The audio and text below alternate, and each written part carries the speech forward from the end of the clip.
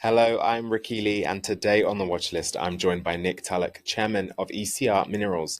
The company has outlined an initial mining plan for its Raglan project in Australia, alongside internal economic estimates and a broader strategy to expand its gold assets across Queensland. Nick, welcome to the watch list. It's good to be here. Thank you, Ricky.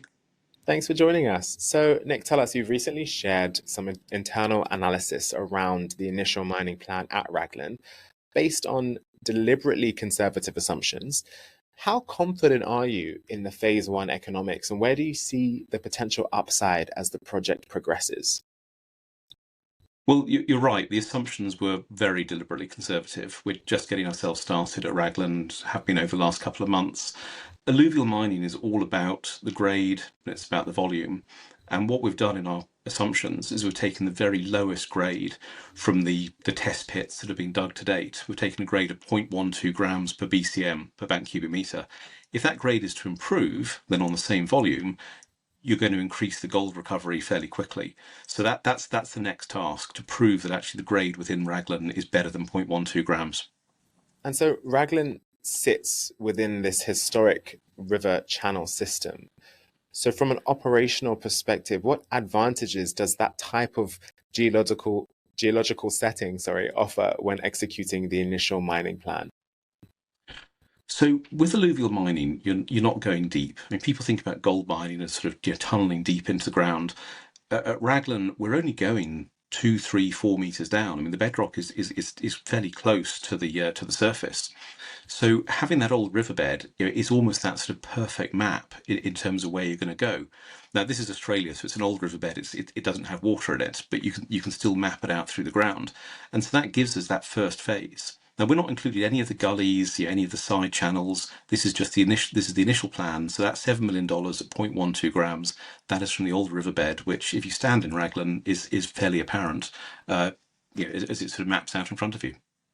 And the company has also highlighted progress across several other assets too, not just Raglan, right? You got the Blue Mountain and the district scale opportunity at Lolworth. How do you think about prioritizing capital and resources across those projects as you work to kind of maximize shareholder value? Well, we are very much about production. So we're looking to break the mold. Small cap companies often find a resource, find an opportunity, then farm it out to a larger company. We're doing this in-house. Raglan is the first step, Blue Mountain is the second, and Blue Mountain is a much bigger opportunity just on the scale of the landmass. Lolworth is a bigger opportunity again. And if ECR becomes known in the coming years for being an alluvial miner, generating cash flow, generating revenue, it's a project like Lolworth that becomes something that ECR will be known about for many, many years to come, just given that district scale that it's got. And Lolworth was shown as it's a multi-metal opportunity. But first things first, the first thing is to generate revenue, and that's at Raglan. Second thing is to build out Blue Mountain, and then Lolworth. But in terms of capital allocation, we are totally focused on creating money, and that means we have to be focused on generating production, and therefore investors are seeing that we're talking a lot about Raglan, a lot about Blue Mountain, and that's not going to change as this year evolves. Well, thank you so much for your time. It looks like you've got an exciting year ahead. Thanks, Ricky.